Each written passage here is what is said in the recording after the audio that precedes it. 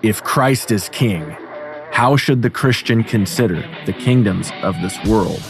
What does the Bible teach us about human authority and what it means to love our neighbors and our enemies? Before we render unto Caesar what is Caesar's, let's know what it means to render unto God what is God's. This is the Biblical Anarchy Podcast, the modern prophetic voice against war and empire. Hello, everyone, and welcome to another episode of the Biblical Anarchy Podcast, a project of the Libertarian Christian Institute. This week and every week on Biblical Anarchy, we seek to live counterculture to the empire of man and to instead seek the kingdom of God by unpacking what the Bible teaches about government, authority, and human relationships. I am your host, Jacob Daniel.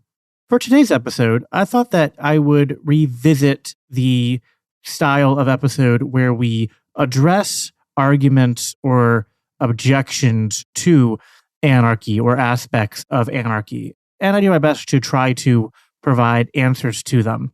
In the last episode, I did that from more of a Christian perspective, which I think is useful, and I definitely want to do some episodes tackling objections to anarchy from the Christian perspective.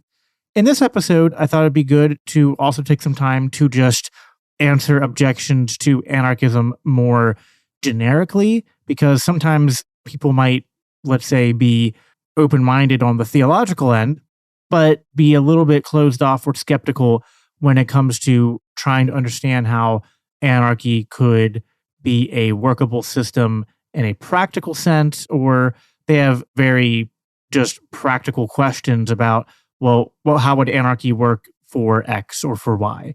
And so, while this episode is by no means going to be exhaustive of all sorts of answers to how anarchy could work practically, I hope to at least do a general overview of answering some of those objections and maybe pointing people in the right directions as to where to look more into those areas and subjects.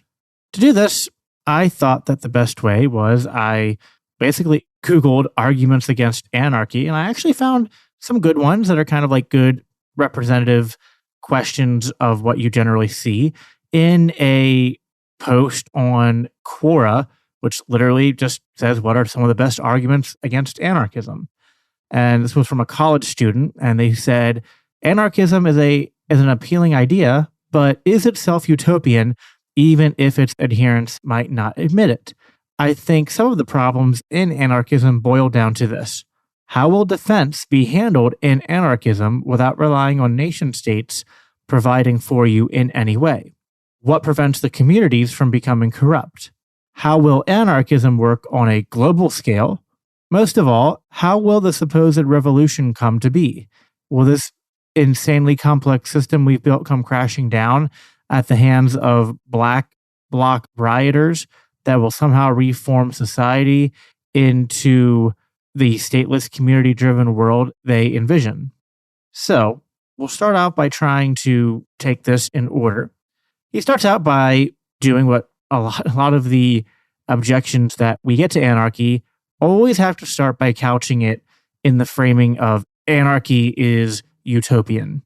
I know that I've touched upon this before, but I think that calling something utopian is just a lazy argument. I mean, really anyone could label any ideological belief as utopian in a sense that, like, if you expect something to be perfect, then it is sort of by definition utopian. But if instead of expecting something to be perfect, you're just saying, well, it's going to be better or more preferable to the status quo or compared to other things, well, that's by definition not utopian.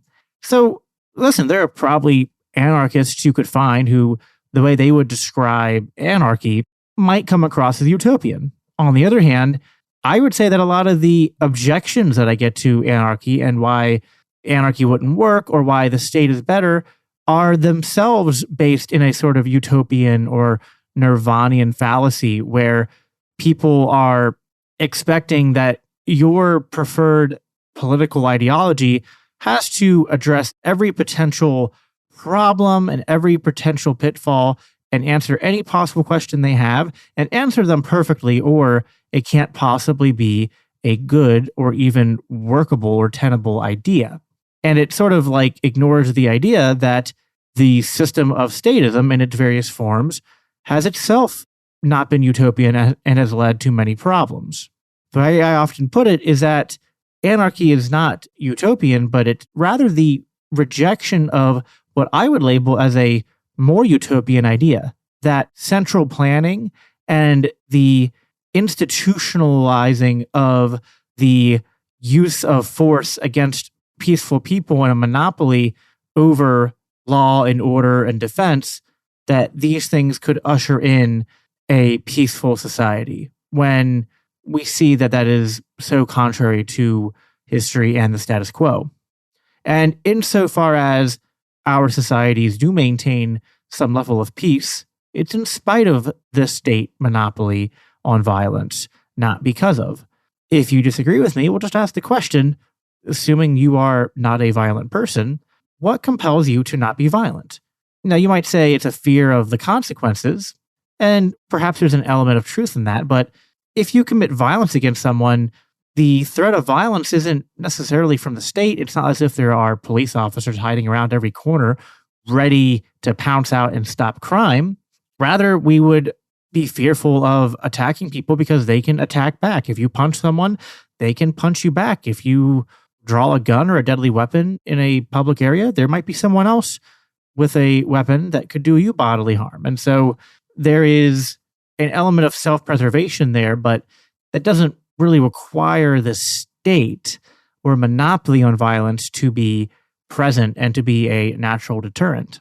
Furthermore, although as a Christian, I do believe in the fallen nature of man and that we are sinful, I do think that at the same time, most people have an aversion to initiating violence against people, and that they don't need the constant threat of reciprocal violence to incentivize them to not commit violence. Rather, I think most people are generally oriented towards wanting to be conflict adverse, wanting to avoid conflict insofar as much as they can.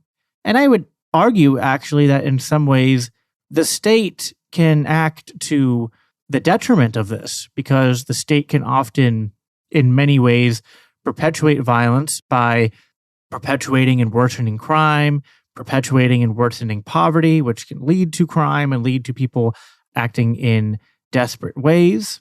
At the end of the day, if you imagine, every time you go out to the restaurant and you sit down with a group of dozens of people, or if it's a big restaurant, maybe even hundreds of people, all in a small space, there's not always like armed security or people who are just like constantly staring you all down, waiting for someone to break out and do violence against someone and then be gunned down as a response. No, people, generally speaking, it's the exception and not the rule that when you go to places that you're not going to encounter a lot of people who are just on the edge of their seats getting ready to commit violence and just barely holding it together. This just doesn't match up with reality.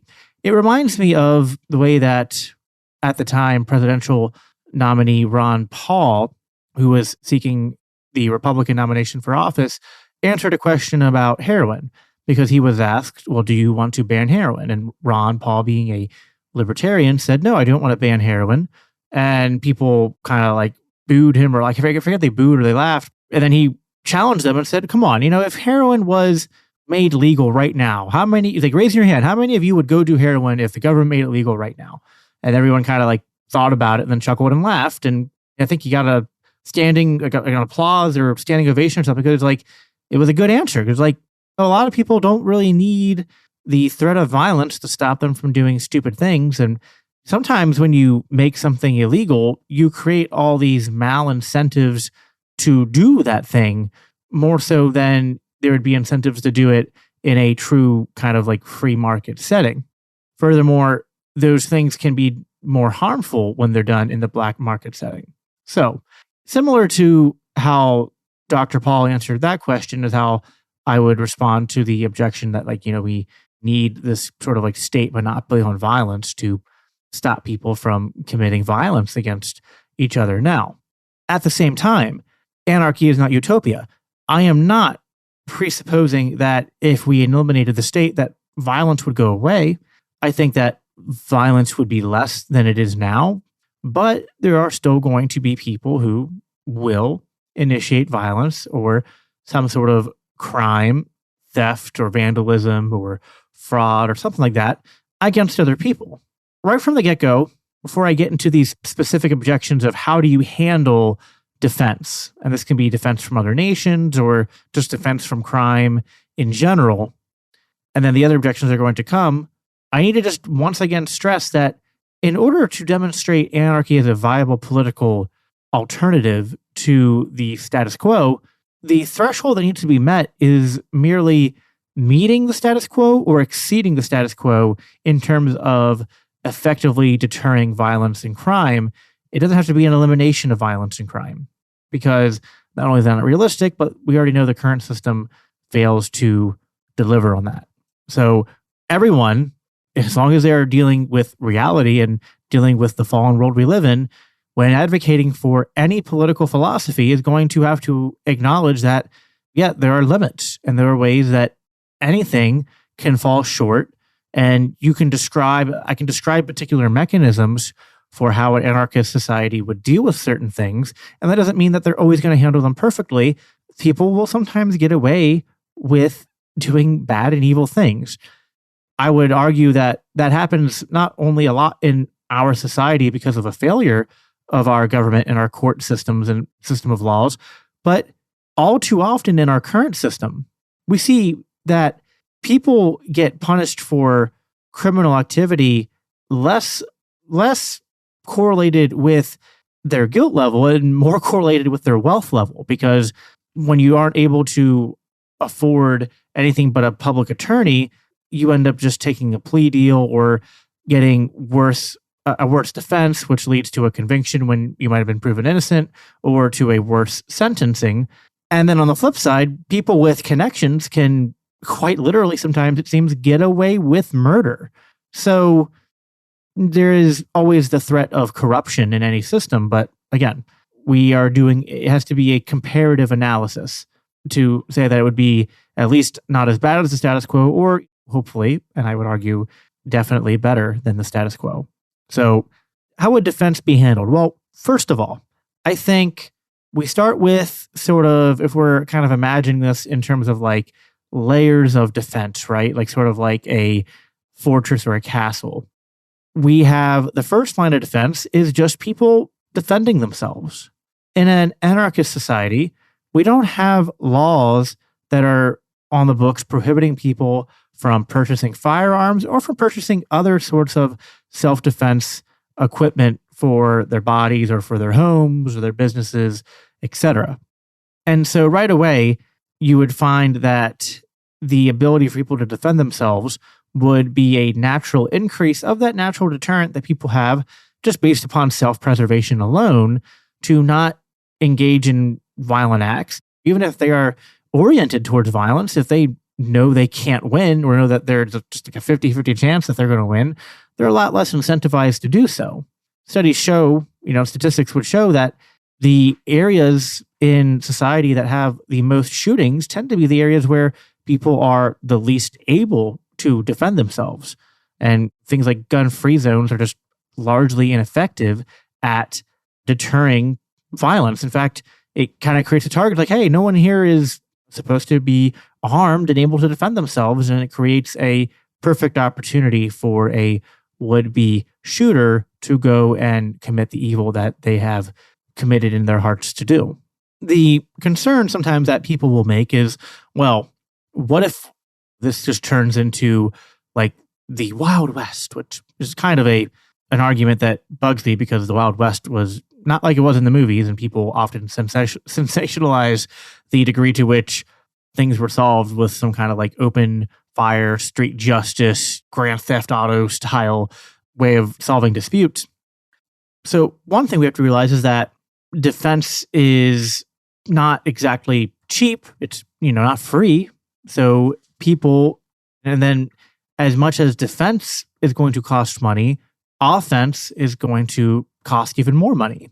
Because if you're going to think, well, wow, these people are all defending themselves. And so if I'm going to attack someone, I not only need to I don't want to attack them from a position where I only have a 50-50 chance to win. I want to put the odds in my favor. And so I'm going to have to get more guns, get bigger guns, get body armor, radar, some kind of machinery to help me hire more men so I can outnumber them. And suddenly then you're looking at spending a large amount of money. And you find that this is harder to do without the institutions of taxation and printing money, which is how our military exists today. We're not paying our police or our military in like tangible goods in terms of like gold or silver or food or utilities or water or anything. No, we're paying them in US dollars, and US dollars are acquired either by taxation or by the printing of money by the Federal Reserve. And eliminating these mechanisms of fiat currency means that people would only be exchanging currency that is based on actual goods or services backed by, likely a commodity like gold or silver, oil, or, maybe exchanging cryptocurrencies or things like that. Bartering is always an option too. Well, when you don't have the ability to just take money from people at the point of a gun and they have no choice but to give the money to you. So it's like you don't have to do any work to get the money. You can just take it. Or even easier yet, when you don't have the ability to just borrow money against yourself, or just print it and spend as you will, suddenly hiring people to go and commit violence, there's not only then the layer of just self-preservation at play, but there is an economic disincentive for trying to wage in some sort of offensive attack to gain some upper hand in the market or to acquire resources. Think about it. That money and effort that you're spending, it's like, well, how much money do you have to spend in hiring these mercenaries and thugs and armed hands, finding ones that are going to be willing to commit this kind of violence? Because while those kind of people exist, there's going to be a lot of people who are just going to refuse to do that kind of work. Then you need to find people that would do that kind of work. And how do you know you can trust them? How much are they going to be asking for to do that kind of risky work? And then you think, okay, people are going to then do the economic calculation of, is this worth it? There's an idea. I haven't done an episode on this yet on this podcast, but I think to do a really quick introduction into Austrian economics, the idea of human action that Mises talks about is that humans don't do something, they don't act if they don't think that the action that they're taking is not going to better themselves, or it's not going to lead to themselves being better off as a result of the action that they're taking. Humans will make some kind of value hierarchy and evaluate what their needs are, what their wants are, and weigh all their options and choices and pick the one that they think is the best option at that given time. So when people are going to act in the world and they need to acquire something, and they have the choice of acquiring it through voluntary trade with other people or waging some sort of war, mini war or conquest or raiding and criminal activity, the more malincentives we stack up, the less likely that kind of violence is going to have. Especially, it's one thing to think about one person who's just desperate or just not very smart going off on their own and just trying to go on a stealing spree or going off trying to kill some people. And people, if you're one lone person by yourself, the people around you are going to probably, odds are, be able to handle you. So then in order to do any major damage, you have to collectivize the amount of people who are committing the violence or the crime. But when you can't conscript people with like tax dollars or just money that's printed from thin air, but you have to actually give them something that you've made or earned, well, what's easier then? Is it easier? Is the incentive structure set up so that you are more incentivized to go the route of getting all the people together and the resources together and plan together, and then putting yourself at risk of retaliation, death, or some kind of getting in trouble with some sort of legal system? Or are you better off acquiring those resources through some sort of peaceful transaction, whether it's barter trade or, if you don't have any money, then going and working for someone to get some kind of currency or going and creating something. These all require work. They all require human action. But when we create the incentive structures that anarchy lends itself to, we find that although there are still going to be people who will go out and commit violence, we find that there are major incentives against that. And that's not even, I've only gotten 2 layers into the defense here.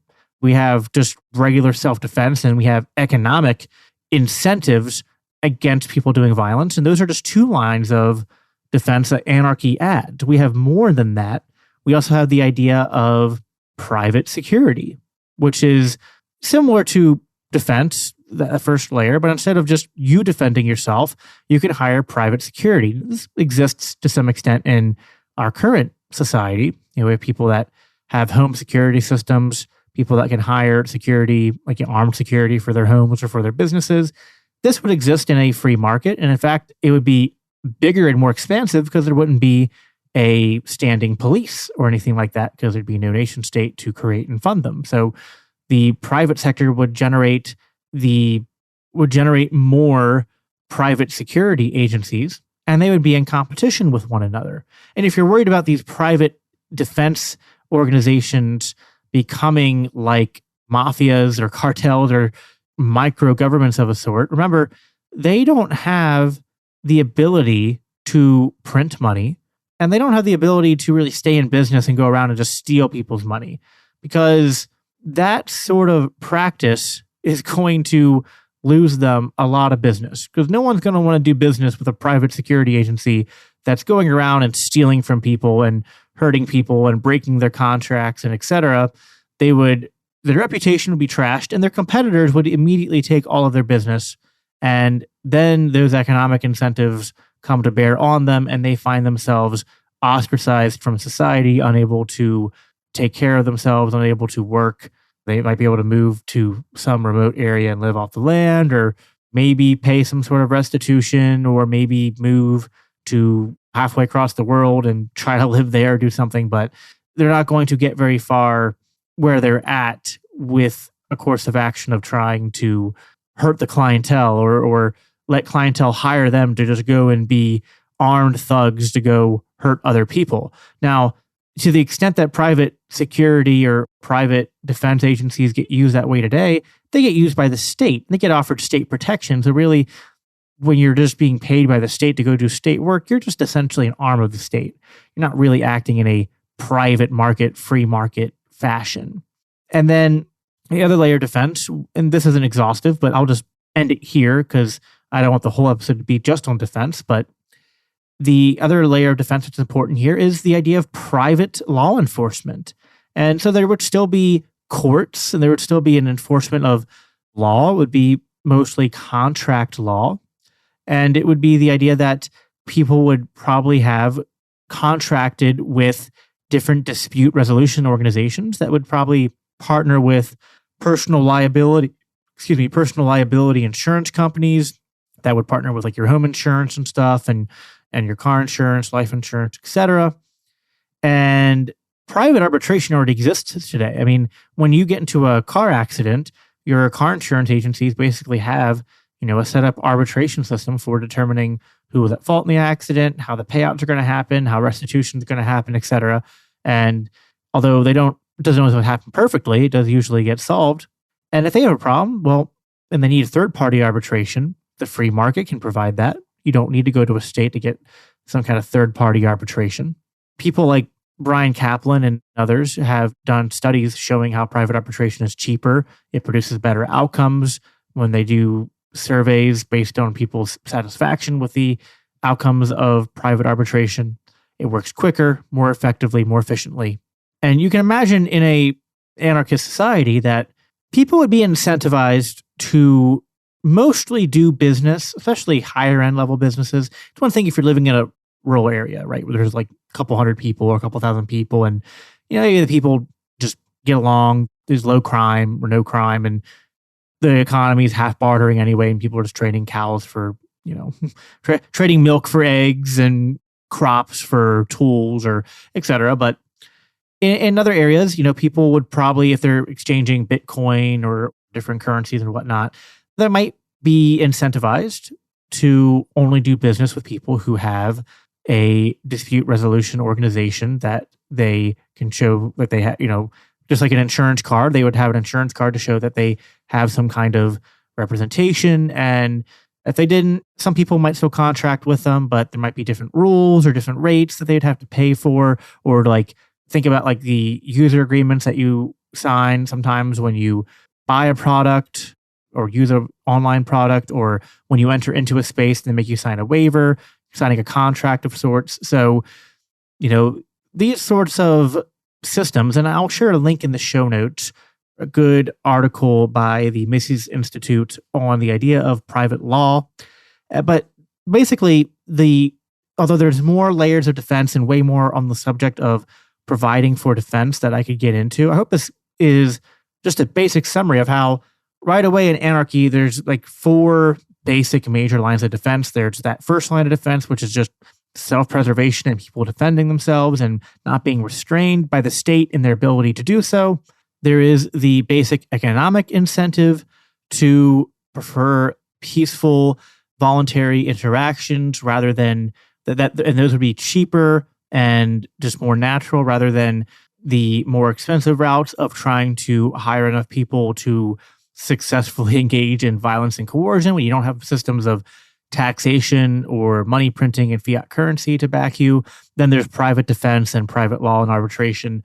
Those are the 4 main broad categories of how an anarchist society deals with defense. And this scales out, it's not just works for handling crime and violence within a given area, but when you're talking about defense from other areas or from outside forces, or potentially if you're in an area that's anarchist and you're worried about an invasion of a nation state that still exists in the world.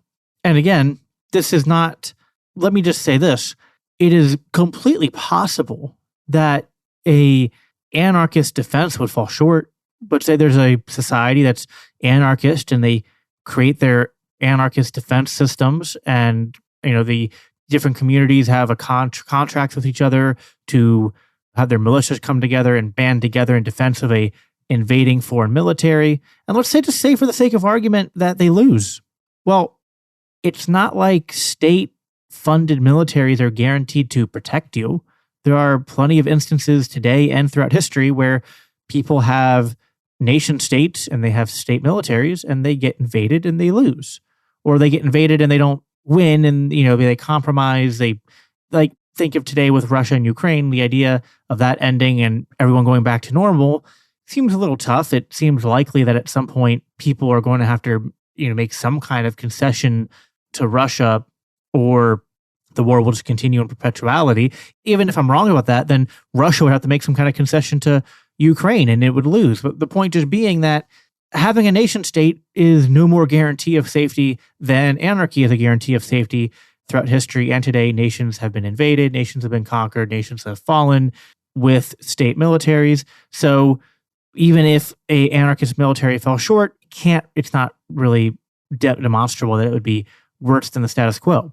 The potential upsides for why it would be better include the fact that you have free market forces, which means that you have less waste, more efficiency.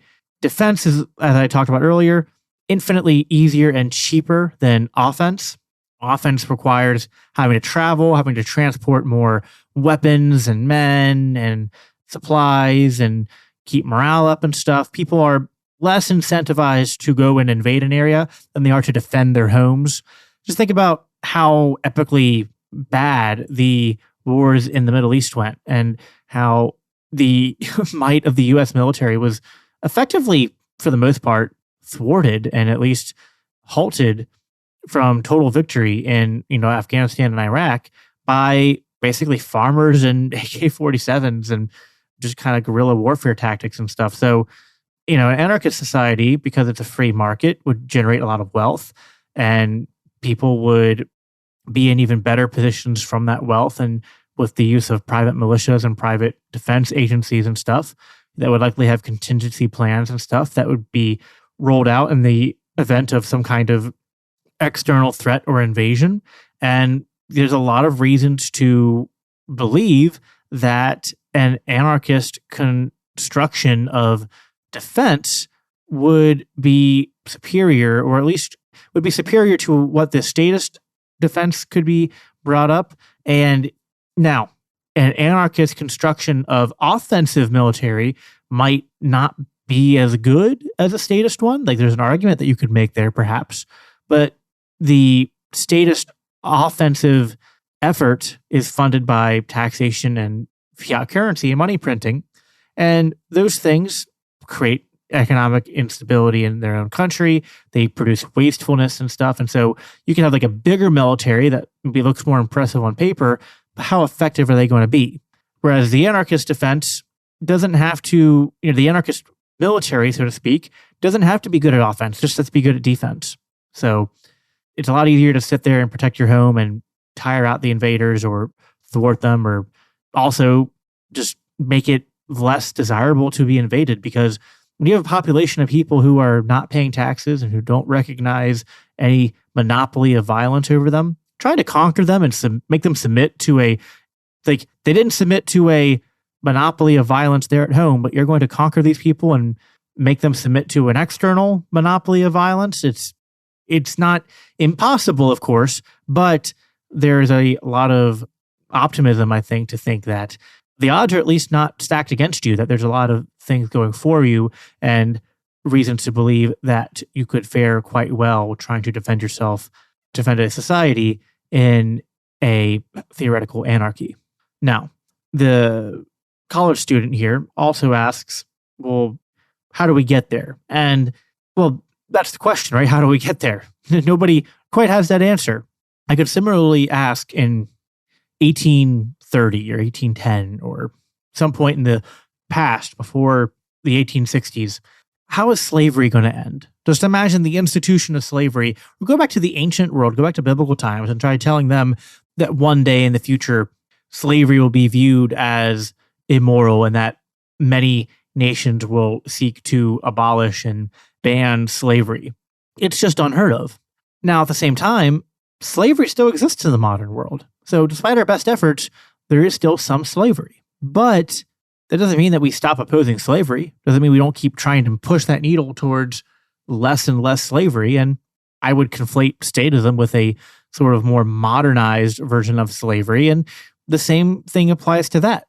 As we march on into the future, we continue to push back against tyranny of all forms and slavery of all forms. And that includes the tyranny and slavery of the state.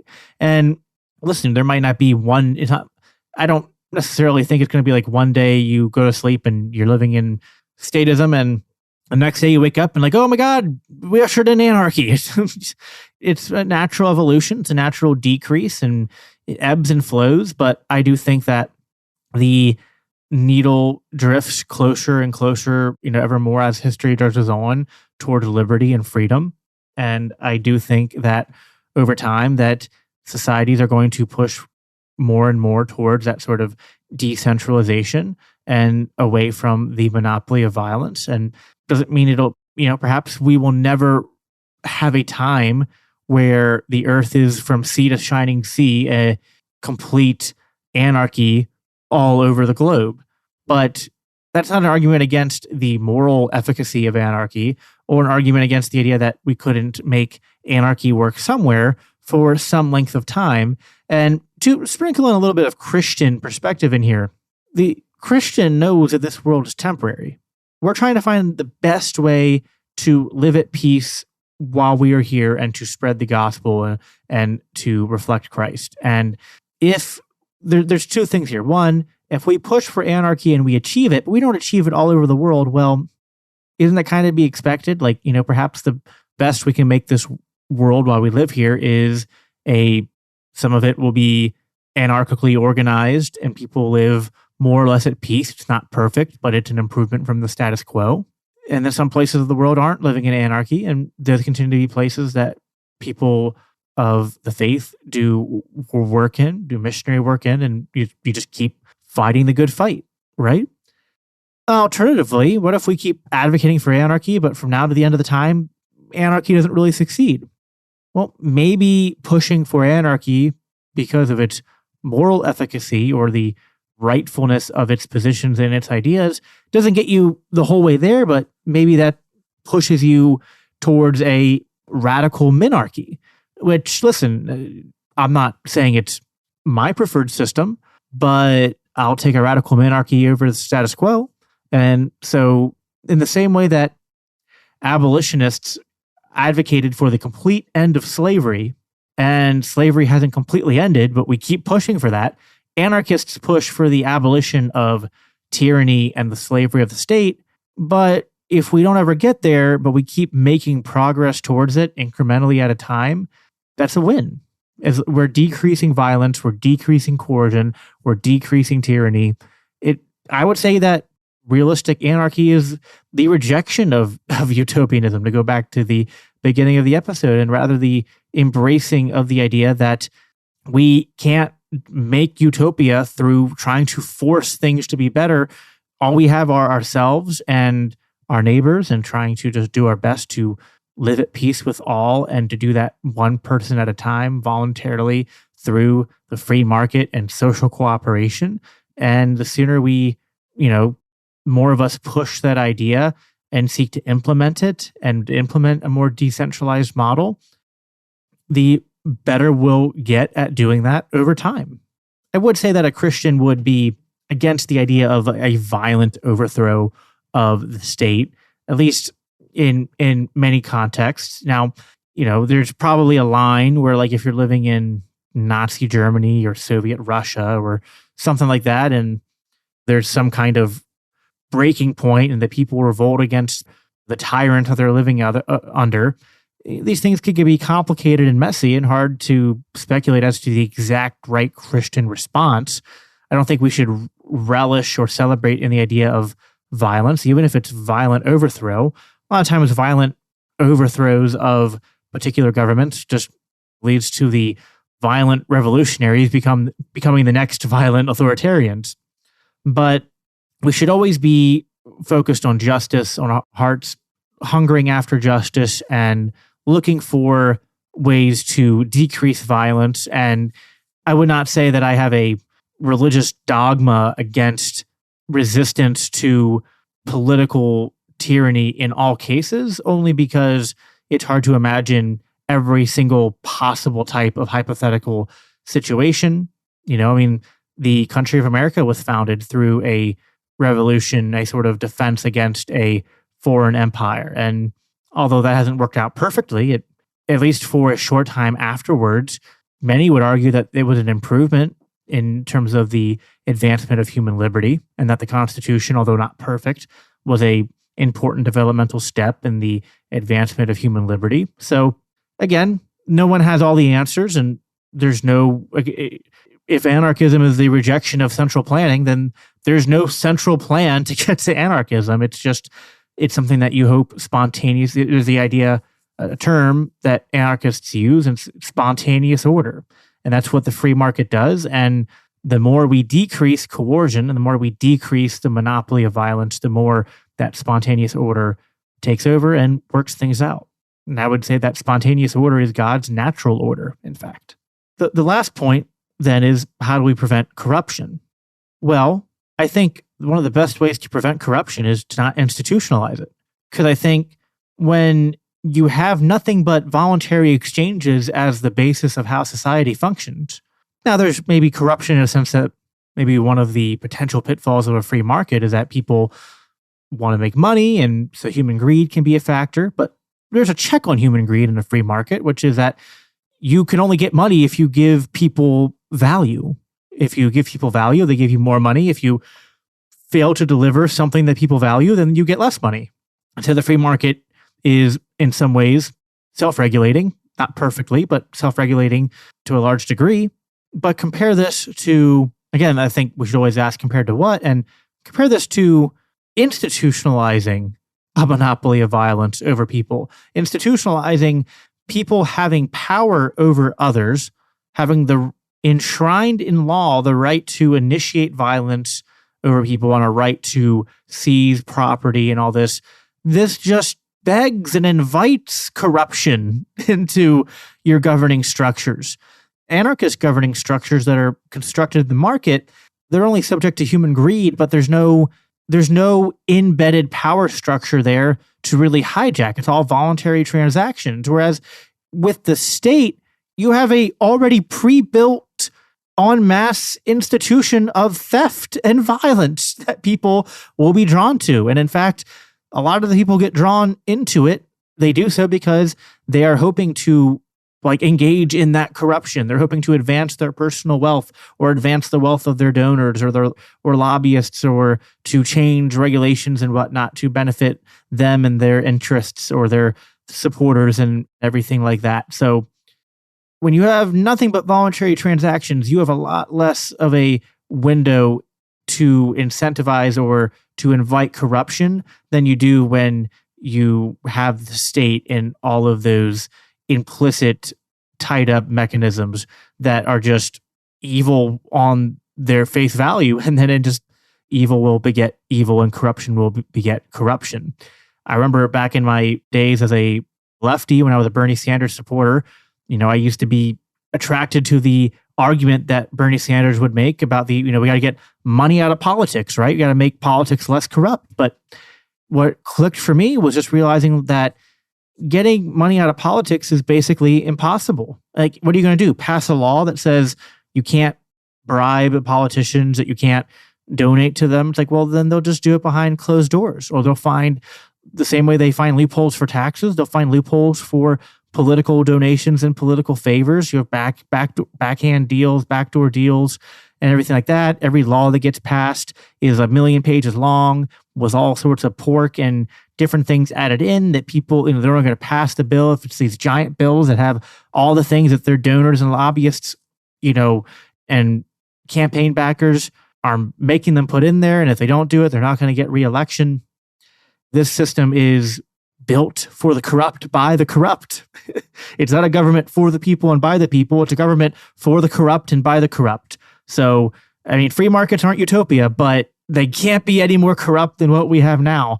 So again, if you're expecting anarchy to be utopia, that it's the elimination of all human evil, all human greed, all human corruption, and nothing bad ever happens, and you get rainbows and unicorns and some lollipops and some just everything is exactly perfect all the time, you're not engaging in reality. You're not engaging in a good faith argument. Anarchism is, anarchist society is still going to be subject to sin and the fall and all sorts of problems. But it helps when you don't start out, it's anarchism is just basically starting at zero and trying to build up wealth rather than starting from $100,000 in debt and trying to build up wealth.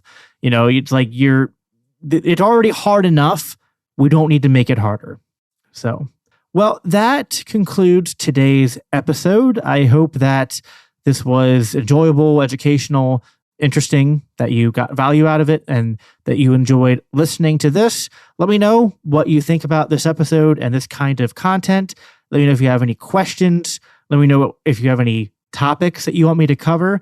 You can reach out to me at Biblical Anarchy on Twitter, or you can shoot me an email, which would be Daniel318forliberty@gmail.com. And so just to repeat that, it's Daniel, all lowercase, the numbers 3184 liberty@gmail.com. Or you can go to the website and reach out there as well, biblicalanarchypodcast.com. And let me know if you have any topics that you would be interested in me covering, or any questions, or just about this episode or things I've talked about in other episodes, or if you just want to chat, say hi, ask anything of the sorts like that. And yeah, I appreciate you listening in. If, as always, if you leave a review or share around with your friends or whatnot, it's always a big help to get the word out and get more people to listen. And please check out more of the Christians for Liberty Network podcasts. We got the Anarchy podcast. We got the Reformed Libertarians podcast. We have the flagship, of course, the Libertarian Christian podcast with Doug Stewart, and the Faith Seeking Freedom with Norman Horn, and Good News, Bad News with Matthew Bellis. And there'll be more podcasts and things to come in the future. And I'm really excited with all the great content we're putting out. And so if you love this show, check out their shows as well. That's it for this time, my friends. Catch you next week. The Biblical Anarchy Podcast is a part of the Christians for Liberty Network, a project of the Libertarian Christian Institute. If you love this podcast, it helps us reach more with a message of freedom when you rate and review us on your favorite podcast apps and share with others. If you want to support the production of the Biblical Anarchy Podcast, please consider donating to the Libertarian Christian Institute at biblicalanarchypodcast.com, where you can also sign up to receive special announcements and resources related to biblical anarchy. Thanks for tuning in.